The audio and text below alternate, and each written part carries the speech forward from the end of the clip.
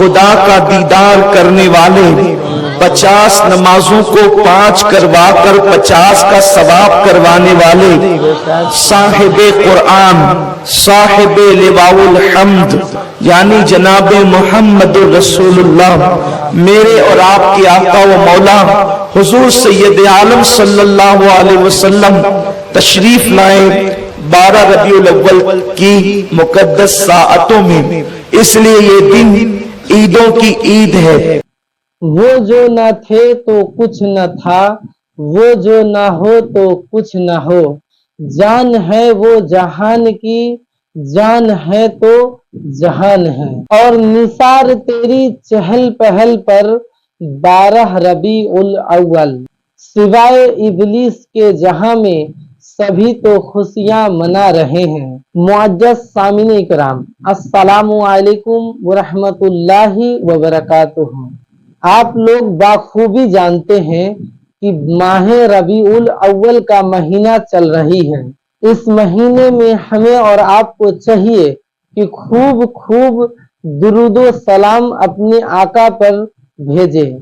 اللہ کے نبی ارشاد فرماتے ہیں، جس نے مجھ پر درود پاک پڑھنا بھول گیا گویا کہ وہ جنت کا راستہ بھول گیا۔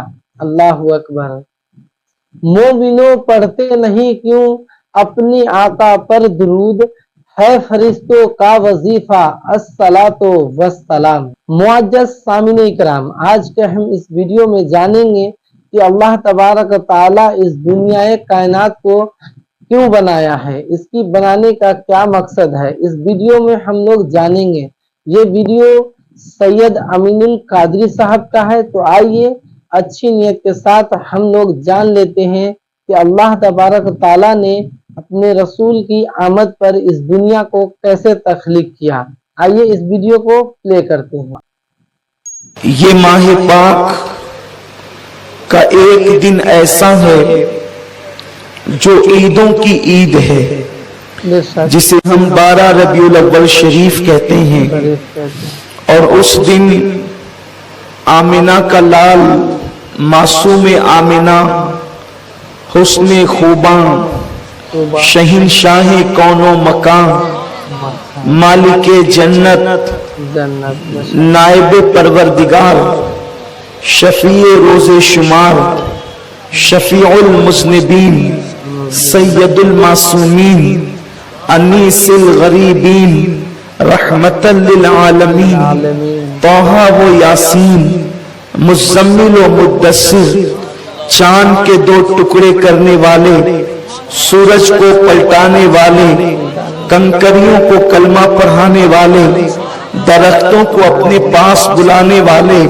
پلک جھپکتے معراج پر جانے والے، خدا کا دیدار کرنے والے، 50 نمازوں کو 5 کروا کر 50 کا ثواب کروانے والے، صاحب قرآن، صاحب لواء الحمد، صاحب معراج، صاحب براق، استاذ جبریل، لاڈلے عبداللہ، مصطفیٰ جان رحمت، شمع بزم ہدایت، شب اسرا کے دولہا، نو شے بزم جنت، امام الانبیاء، سید الانس انس والجان یعنی جناب محمد رسول اللہ، میرے اور آپ کے آقا و مولا حضور سید عالم صلی اللہ علیہ وسلم تشریف لائے 12 ربیع الاول کی مقدس ساعتوں میں، اس لیے یہ دن عیدوں کی عید ہے۔ میرے پیارے آقا صلی اللہ علیہ وسلم کے پیارے دیوانوں، جس دن سے آقا کریم صلی اللہ علیہ وسلم کی ولادت ہوئی ہے، اس دن سے لے کر آج تک اہل ایمان نے اپنے دور کے تقاضوں کے مطابق حضور علیہ السلام کا میلاد اپنے اپنے اعتبار سے منایا۔ اور کیوں نہ ہو، کیونکہ جب اللہ تبارک و تعالیٰ نے قرآن میں سینکڑوں آیتوں کے اندر اپنے حبیب کی ولادت کا ذکر کیا ہے، تو صحابہ کیوں نہ کرتے، تابعین کیوں نہ کرتے، اولیاء کیوں نہ کرتے۔ میرے آقا صلی اللہ علیہ وسلم کے دیوانوں، یہ ہمارے دلوں کا سرور ہے، یہ ہمارے ایمان کو جلا بخشنے کی چیز ہے جس کو ہم آقا کی میلاد کہتے ہیں۔ میلاد آئی، یہ ہماری عیدوں کی عید ہے۔ اگر یہ عید نہ ہوتی تو نہ عید الفطر ہوتی، نہ عید الاضحیٰ ہوتی، کوئی عید نہ ہوتی۔ نثار تیری چہل پہل پر ہزاروں عید ربیع الاول، سوائے ابلیس کے جہاں میں سبھی تو خوشیاں منا رہے ہیں، دلوں کے گلشن مہک رہے ہیں۔ یہ کیف کیوں آج آ رہے ہیں؟ کچھ ایسا محسوس ہو رہا ہے حضور تشریف لا رہے ہیں۔ میرے پیارے آقا علیہ السلام کے پیارے دیوانوں، یہ کلیاں نہ ہوتی، نہ یہ گلوں کا تبسم ہوتا، نہ یہ چاند کی چاندنی ہوتی، نہ یہ سورج کی رانائیاں ہوتی، نہ یہ شفق کا جمال ہوتا، نہ یہ افق کی سرخی ہوتی، نہ یہ آسمانوں کا سائبان ہوتا، نہ یہ زمین کی چادر ہوتی، نہ سبزہ زار ہوتا، نہ بھوروں کی گنگناہٹ ہوتی، نہ چڑیوں کی چہچہاہٹ ہوتی، نہ لالا کے رخسار ہوتے، نہ نرگس سی آنکھیں ہوتی، نہ زلفیں ہوتی، نہ خم ہوتا، نہ میں ہوتا، نہ سرائی ہوتی، نہ جام ہوتا، نہ کائنات ہوتی، نہ ارضیات ہوتے، نہ فلکیات ہوتے، کچھ نہ ہوتے، نہ بلکاتی ہوئی ندیاں ہوتی، نہ گرتے ہوئے آبشار ہوتے، نہ موجیں مارتے ہوئے سمندر ہوتے، نہ دریاؤں کی روانی ہوتی، نہ سمندروں کی طغیانی ہوتی، نہ پتھروں کا وجود ہوتا، نہ غرور ہوتا، نہ درختوں کی سبزہ دار ہوتی، کچھ نہیں ہوتا کائنات میں، نہ ستاروں کی انجمن ہوتی، نہ خدا کی تسبیح و تحلیل ہوتی، نہ نمازوں کا جمال ہوتا، نہ رکوع کی برکتیں ہوتی، نہ سجود کی رانائیاں ہوتی، کچھ نہیں ہوتا کائنات میں اگر آمنہ کا لال نہ ہوتا، اس لیے کہ میرا اللہ فرما چکا ہے لولا کلمہ خلقت الدنیا، حبیب اگر تجھے پیدا کرنا نہ ہوتا تو میں کائنات پیدا نہ کرتا۔ وہ وجہ کن فکا ہے، وہ وجہ تخلیق کائنات ہے جسے آمنہ کا لال کہتے ہیں، کیونکہ میرے اللہ نے فرمایا کن تو کنزن مخفیجن فاحببت عرفا ونفخت فی من روحی، میں تو چھپا ہوا خزانہ تھا، اللہ ہمیشہ سے ہے، ہمیشہ رہے گا۔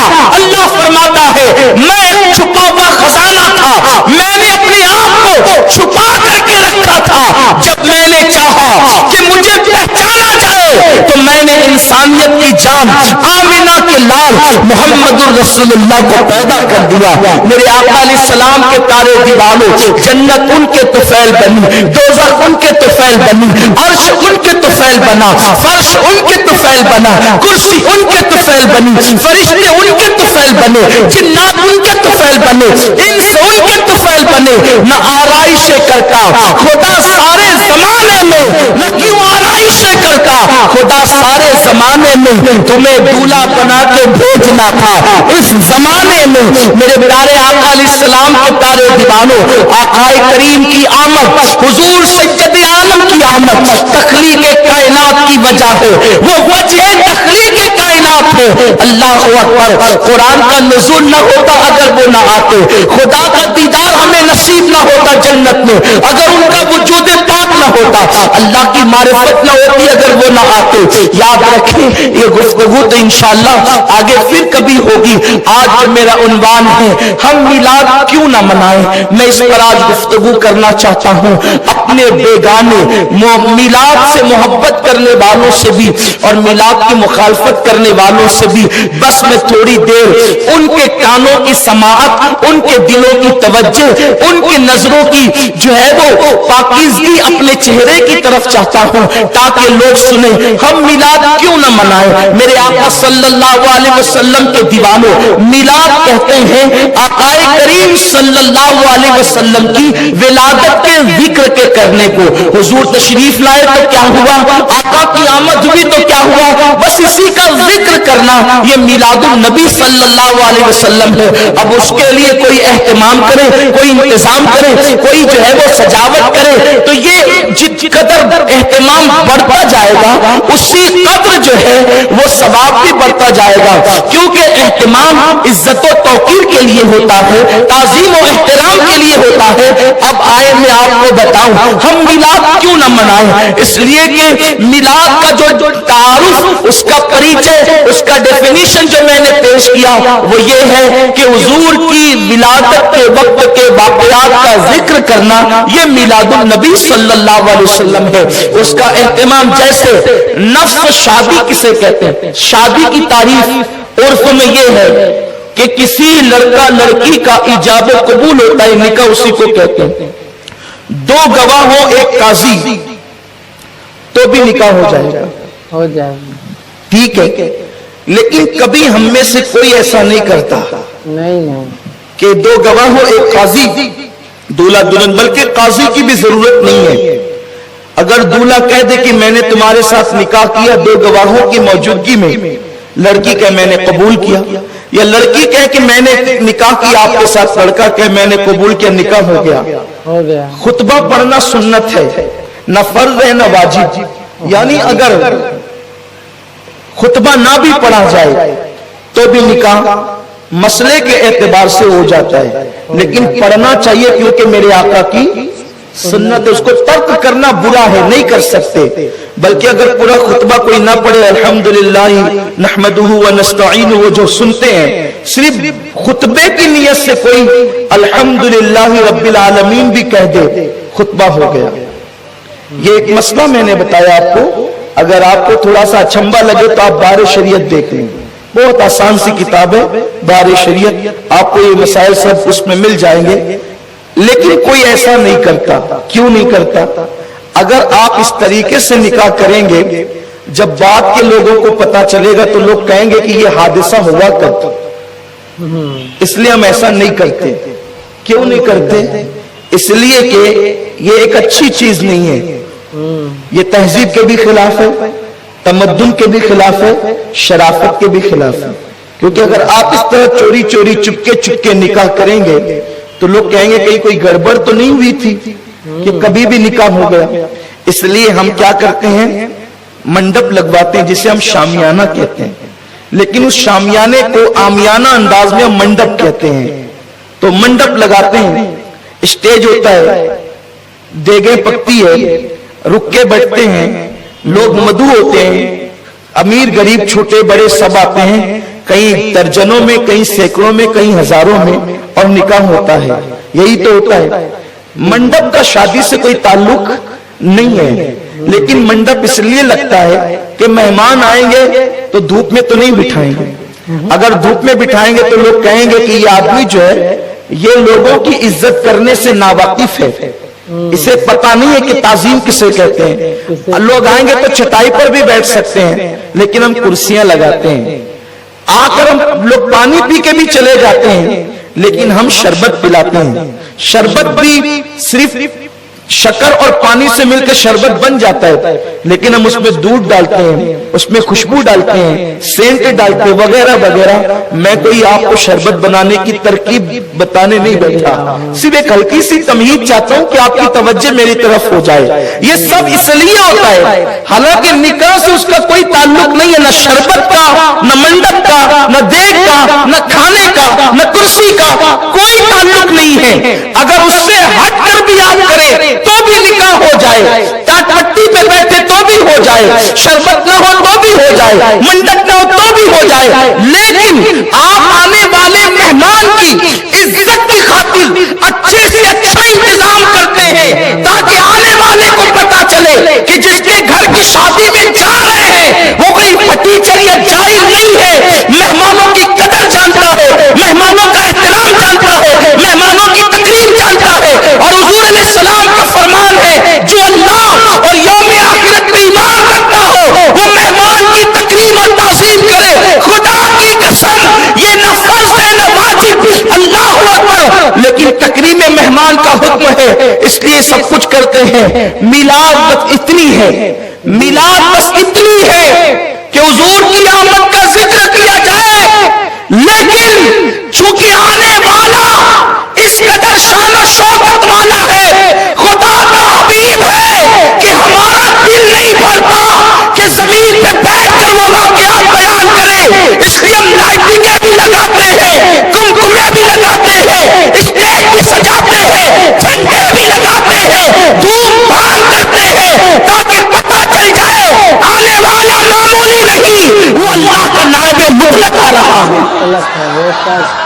تقریر کا حکمت تعظیم کے لیے کیا جاتا ہے، ورنہ میلاد صرف واقعات میلاد کو بیان کرنے کا نام ہے۔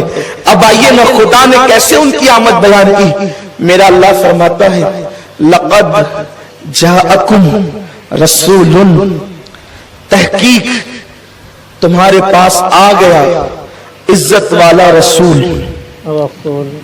اس رسول کی شان کیا ہے؟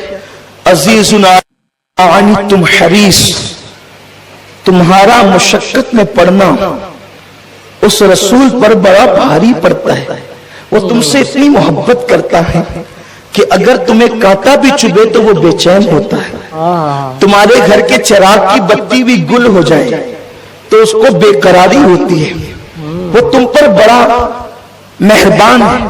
اللہ کے انعامات جب تم پر وہ دیکھتا ہے تو اس میں وہ حریص ہے، حل من مزید کہتا ہے، مزید کی طلب کرتا ہے۔ وہ اتنا تم پر مہربان ہے، ایسا تم پر مہربان ہے کہ تمہارا مشقت میں پڑنا اس کو بڑا گرا گزرتا ہے، تمہاری تکلیفیں اس کو بڑی گرا گزرتی ہے، اور وہ اللہ کی بارگاہ میں تمہاری بھلائی کے لیے حریص ہے۔ علیکم بالمؤمنین رؤوف الرحیم، اور وہ مومنوں کے لیے مہربان ہے، مہربان۔ قرآن نے رؤوف بھی کہا اور رحیم بھی کہا۔ یاد رکھیں ماں باپ کے لیے خدا نے رحیم کہا لیکن رؤوف نہیں کہا۔ اور بھی جگہ پر کہیں کسی کو رؤوف کہا تو رحیم نہیں، لیکن یہاں رؤوف بھی کہا اور رحیم بھی کہا، یعنی یہ تم پر مہربان ہے۔ یہ کتنا مہربان ہے؟ ایک ماں اپنے بچے پر جتنی مہربان ہوتی ہے اس سے زیادہ یہ تم پر مہربان ہے۔ ایک باپ اپنی اولاد پر جتنا مہربان ہوتا ہے اس سے کروڑوں درجہ زیادہ یہ تم پر مہربان ہے۔